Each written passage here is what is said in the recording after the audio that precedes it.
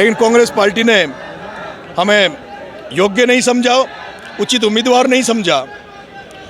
ये कोई बात नहीं, चलो हम योग्य नहीं थे, उचित नहीं थे, लेकिन हम चाहते थे, हमने कहा था कि कांग्रेस पार्टी एक ऐसे व्यक्ति को चुनाव लड़ाए जिसने कांग्रेस के लिए काम किया हो। और मैंने नाम भी सुझाव दिए थे टिकट लिस्ट आने के पहले कि आप नमोनाथ जी को दे दीजिए, आप जसराब में एक लड़का है यूथ का, उसको दे दीजिए, परशुराम जी को दे दीजिए, बाकी लोगों को दे दीजिए जिन्होंने भारत जोड़ो में काम किया हो, जिन्होंने राहुल गांधी की यात्रा में काम किया हो, जिन्होंने कांग्रेस के नारे लगाए हो, उनमें से आप किसी को टिकट दे दीजिए, हम मान्य होंगे। लेकिन मैंने आपको उसी दिन अलीगढ़ में जब आया था तब मैंने ये भी कहा था कि अगर भारतीय जनता पार्टी के नारे लगाने वाला व्यक्ति, मोदी के नारे लगाने वाला व्यक्ति, आरएसएस की विचारधारा वाला व्यक्ति अगर कांग्रेस पार्टी से टिकट लेके आएगा तो हम उसकी खिलाफत करेंगे, उसके खिलाफ उतरेंगे। एक नारा और दिया था, बिकाऊ और टिकाऊ वाला। बिल्कुल, मैंने दिया था। बीच कैसे टिकेंगे चुनावी सियासत की पिच पर आप? देखिए, ऐसा है, इससे पूर्व में जहाँ से चुनाव लड़ा वहाँ मेरा वोट नहीं था, गांव नहीं था, घर नहीं था, समय भी नहीं था, फिर भी मुझे वहाँ की भगवान की दया से 44,000 वोट मिले। मैं यहाँ मैदान में उतर रहा हूँ और मैदान में उतरने के पहले जहाँ मैंने यूथ से, जहाँ जितने प्रतिनिधि उनसे सबसे बात करी है, और मैंने अलीगढ़ में मना कर दिया था कि मैं चुनाव नहीं लड़ूंगा, क्योंकि उस समय जैसे ही लिस्ट आई थी कांग्रेस पार्टी की, वहाँ जो बैठे थे बच्चे, जो युवा साथी बैठे थे, वो सब लोग रोने लग गए थे, सबकी धड़कनें बंद हो गई थी, ऐसा लगने लगा था कि सबको हार्ट अटैक नहीं आ जाए। हम सब इमोशनल हो गए थे। मैंने पूछा कि मेरे मनोज भाई, मेरे युवा साथियों, मेरे शिवनारायण भाई, अपन को क्या करना चाहिए? वो लोग इतने इमोशनल थे, इतने दिल टूट गया था। उन्होंने कहा, भाई साहब शायद पता नहीं क्या होगा, हमें तो ऐसा लग रहा है कि जो अपनी बंद मुट्ठी हो कहीं खुल नहीं जाए, इसलिए एक बार आप हमारे कहने से एक बार पूरा मंथन करें और आप चुनाव नहीं लड़ें तो ठीक रहे। मैंने तभी घोषणा कर दी थी कि मैं चुनाव नहीं लड़ूंगा। लेकिन कल जब मैंने सबसे पूछा और जब मैंने भाई साहब हनुमान जी बेनीवाल से बात करी, मैंने मेरे भाई रविंद्र भाटी से उस पर फ़ोन पर बात करी, और जिस तरह से उन्होंने मुझे आश्वस्त किया, आश्वासन दिया है, उसके बाद मेरे में हिम्मत आई है, हौसला आया है। उसके बाद आज मैंने सुबह चाय पर सभी युवा साथियों को बुलाया था जयपुर में। मैंने कोई तैयारी नहीं की थी आज यहाँ आने की, मेरी कोई 1% भी तैयारी नहीं थी। मैंने कोई सोशल मीडिया पर अपील नहीं की थी। मैंने तो ये कहा था कि सभी भाई, मैं सबके साथ चाय पीना चाहता हूँ सुबह चाय की थड़ी पर। सभी जिस तरह से चाय की थड़ी पर युवा साथी, छात्र साथी मेरे को सुबह आए, और जब मैंने उनसे मनसा पूछी तो एक एक बच्चे ने, एक एक युवा साथी ने कहा कि भाई साहब आपको चुनाव लड़ना पड़ेगा, आप रुक नहीं सकते। और वो इसलिए नहीं रुक सकते, हमें भरोसा नहीं रहा इन पार्टियों पे जिन्होंने आपको 18 में धोखा दिया, 23 में धोखा दिया। क्या गारंटी कि आपको 28 में भी आपको टिकट देने की सोचेगी? इसलिए आपको चुनाव लड़ना चाहिए।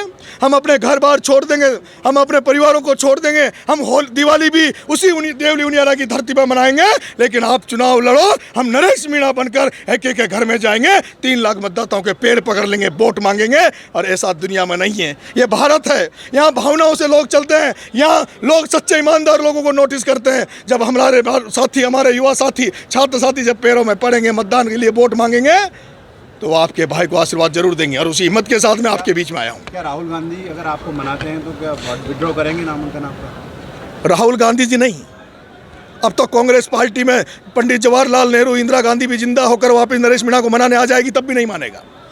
आपने जो बाबा साहेब की प्रतिमा के नीचे आंसू आए थे आपके, उस आंसुओं से क्या नई ऊर्जा ले ली है? ये आंसू का सैलाब है। पूरा हिंदुस्तान का युवा छात्र देख रहा है कि किस तरह से देश में उभरते हुए छात्र नेताओं की राजनीतिक हत्या की जाती है।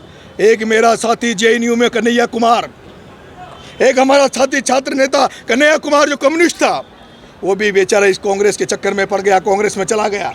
उसको पहले इन कांग्रेसियों ने बिहार से हरा दिया, और अभी उसको ऐसी टिकट लोकसभा में दिल्ली से दिया जहाँ ये तय था कि कन्हैया कुमार हार जाएगा। ये नहीं चाहते कि कोई युवा छात्र नेता राजनीति में उभर कर आए।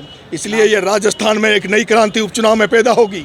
जिस तरह से भाई साहब हनुमान बेनीवाल जी और रविंद्र भाटी ने मेरे को आश्वस्त किया, भाई साहब हनुमान जी बेनीवाल ने जिस तरह से चंद्रशेखर आज़ाद और रविंद्र उसका नाम राजकुमार रोत का भी भरोसा मुझे दिलाया, मुझे ये पक्का विश्वास है अगर भाई साहब हनुमान जी बेनीवाल, रविंद्र जी भाटी, राजकुमार जी रोत और भाई हमारे चंद्रशेखर जी आज़ाद अगर देवली उनियारा के यहाँ पर आएंगे तो ये तय मान लीजिए कि राजस्थान के 2028 के चुनाव में एक नई चिंगारी भड़केगी। उस चिंगारी की शुरुआत इस देवली उनियारा की धरती से होगी।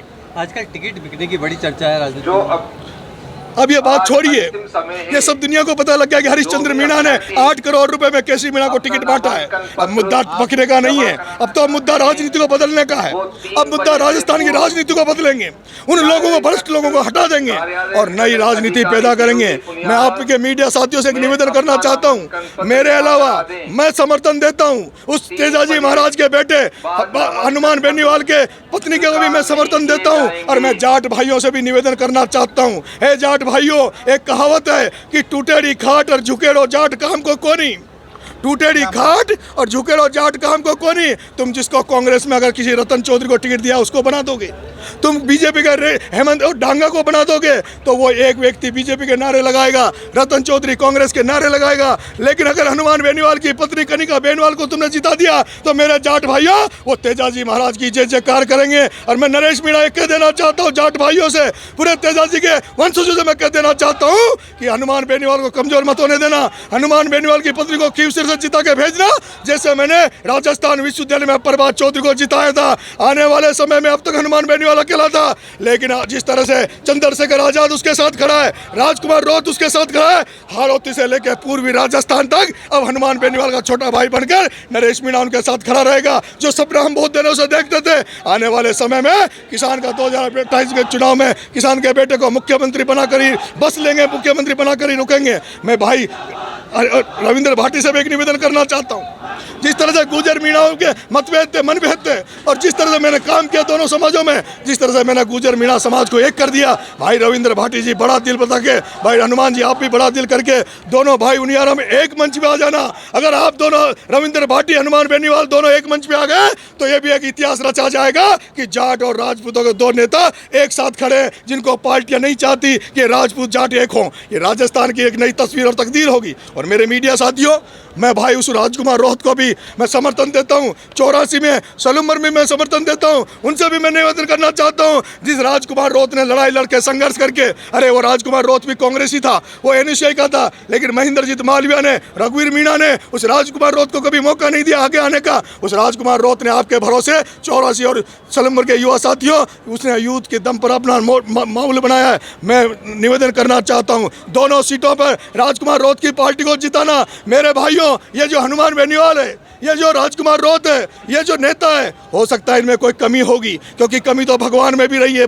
अगर कमी नहीं हो आदमी में तो हम भगवान बन सकते हैं। लेकिन मेरे भाइयों, गांव में एक कहावत है, ना मामा से तो काना मामा ठीक है। ये जो दुनिया में तुम्हें नेता नांगड़े दिख रहे हैं, ये जो नील लगा लगा के दिख रहे हैं, ये जो पैसे की राजनीति करने, इनसे तो 1000 गुना अच्छा है हनुमान बेनीवाल, इनसे 1000 गुना अच्छा है राजकुमार रोहत, इनसे 1000 गुना अच्छा है वो चंद्रशेखर आजाद, जिसमें गोलियां चली लेकिन वो रुका नहीं। और चंद्रशेखर आजाद जिसने गोलियां चलने के बाद भी यूपी से निर्दलीय चुनाव जीत कर आया। और मुझे जब दुख हुआ जब चंद्रशेखर आजाद को हराने के लिए प्रियंका गांधी वहाँ उसके विधान लोकसभा में पहुंची, वहाँ और लोग भी उसके लोकसभा में पहुंचे। इसलिए मेरे युवा साथियों, 84 में भी और जिताना, सलूमर में राजकुमार रोहत को जिताना, और खींवसर में सभी जाट भाइयों से निवेदन है, ये डमी कैंडिडेट है, ये जो एजेंट है बीजेपी कांग्रेस